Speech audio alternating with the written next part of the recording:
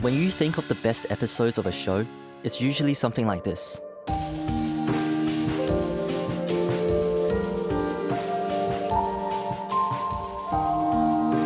To put it into words, it's either the opener that perfectly puts you on while establishing the premise and the characters, like Oshinoko, or most often than not, the series finale, which emotionally obliterates you and takes you a few days to process what the fuck you just watched, like Steins Gate. And while I think Frieren indeed has a fire opening, which hurts more each time you rewatch it, and the fights from the exam arc are absolute cinema, my favorite episode still has to be episode 10. But unlike Crunchyroll's award show, it's not just because of aura.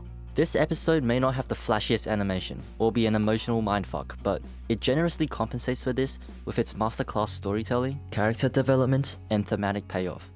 So many concepts in the show as a whole stem from or are explained in this one episode. So let's talk about how it is so impactful and the way it carefully weaves the fabric tying season 1 together. But to do that, we have to take a look at episode 9, which perfectly sets it up. So in episode 9, we are already pretty deep in the Graf Granite arc. But this is where the good shit begins. We already characterize demons as monsters who mimic humans in order to hunt them, yet lack core human values such as empathy and understanding of family. And now we get a little pre-appetizer of the big fight with Aura, as well as a clear explanation on how to beat her. Isn't just telling the audience how to beat the villain a lazy way to set up a fight scene? Well, yes, but actually, no. In this case, it makes sense that Graf Granite knows of Aura's ult, given his own son fell victim to it, and Frieren obviously knows it too, so yeah, this isn't shit writing, it's just logic. Anyway, what was I saying? Right, the fight between Lugner and Fern was cool as fuck, obviously. And this is really our earliest example of foreshadowing, as Lugner chooses to jump Fern by concealing his mana, only to not kill her and interrogate her a little. This shows the pride demons have in their magic and their vengeful nature, yet Lugner still doesn't see Fern as a threat, given she has less mana than him. Then he gets his cheeks clapped, which is really satisfying, and Stark also wins his duel, so that gets all the side fights out of the way and sets the stage for the arc's climax. Cut to episode 10, and what the fuck is this? After the high note which episode 9 ended on, you're locked in, neurons firing on all cylinders, ready to see the boss fight, but instead, you're greeted by a walk in the park. And feet, immediately. This episode subverts your expectation of a grandiose all-out magical brawl, as we are introduced to an idyllic forest with natural ambience and a young Frieren talking to Flamme. Their vague conversation alludes to the dirty trick Flamme used to defeat demons, and if it's your first time watching through, you probably won't connect the distant dots of the scene and Lugner saying that mana concealment isn't fitting for a battle between mages. Back then, the scene revealed the arrogance that demons have when it comes to magic, but episode 10 reconfigures this line into foreshadowing. And if you didn't get it, then right after the intro, the show just straight up tells you, which sounds like sloppy writing again, but at this point, the viewer should have had a rough idea of how Frieren was going to beat Aura, so there really isn't a need to continue layering hints to a mostly solved mystery. Instead, the majority of this episode gives us a glimpse into Frieren's life, especially before she joined Himmel's party. Taking basically an entire episode to explore Frieren's past and her relationship with Flamme enriches her character beyond just a regretful elf, desperately trying to make up for the lost time she could have spent with others, and delves into her relationship with demons throughout her life. Take for example, the scene where Flamme finds Frieren alone in a destroyed village. Turns out, these fuckers are headhunting elves, probably because they're the biggest threat to them. Frieren lost everything to demons, and despite killing them, she couldn't protect those she cared about. Flamme decides to save Frieren, and in this shot we can clearly see the similarities between them, as they share the same eyes, preluding the familial connection they build down the line. The rest of this episode just further hammers home the point that mana concealment works wonders, particularly against the arrogance of demons, and concludes the fight before it's even started. You remember the fight, right? The one with Aura? Well, the fight actually means nothing. There's no epic spell showdown with Zoltrak playing in the background, and instead we witness the fundamental flaw of demon nature, their Achilles heel, being exploited. The episode ends with Frieren Aura farming Aura, and the despair in her eyes as she can't believe she didn't notice Frieren was hiding her mana was priceless. The screen time for this entire fight was less than 6 minutes, and was clearly not the focus of this episode, which catches you off guard. Every time I watch this episode, there is never a dull moment. I'm constantly itching to get back to the Aura fight, not because the slower flashback scenes were boring and harmed the pacing, but quite the opposite. It was with this new knowledge from the past, these snippets from Frieren's life hundreds of years ago, that illuminated the scale of time and experiences she has gathered, which injects so much depth into the story that I want to see how it affects the present.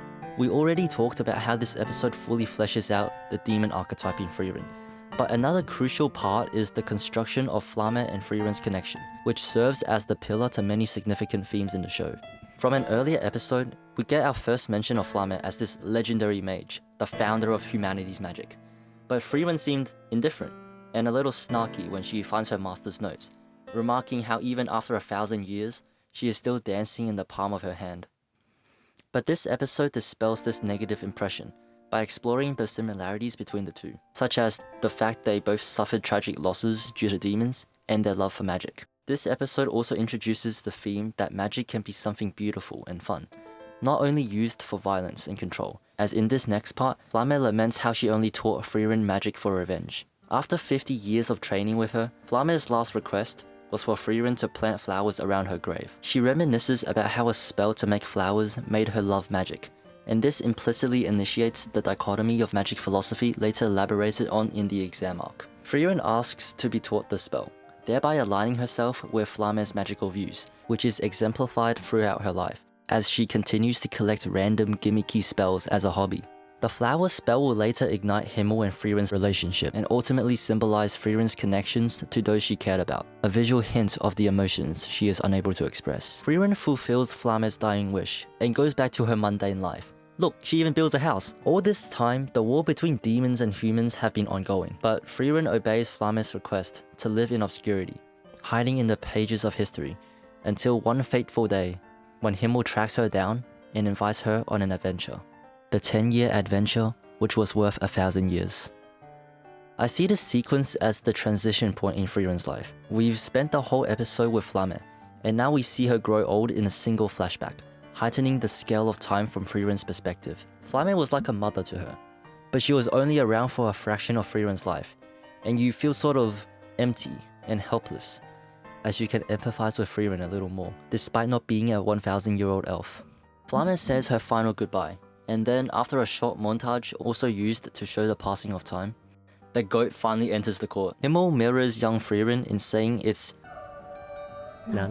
as they are speaking to a powerful mage despite their low manner, creating this narrative loop, signaling the start of something grandiose. Anyways, oh, there goes vitality as we reach the climax of the episode. The music builds. Aura's smug face fades as the impending doom sets in after Frieren smurfs on her. We reach the start of the musical climax as Aura falls to her own spell, and then we are teleported back to the past one last time. This scene where Flamme summarizes the moral of the story, with the shadow of cloves in the background blowing in Frieren's direction, almost like Flamme is bestowing her wisdom onto Frieren, acts as the final narrative farewell to her time with Frieren, leaving her with the ultimate trump card for defeating demons.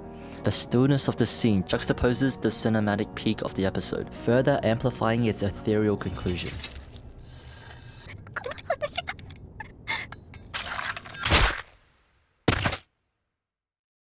Overall, 11 out of 10 episode.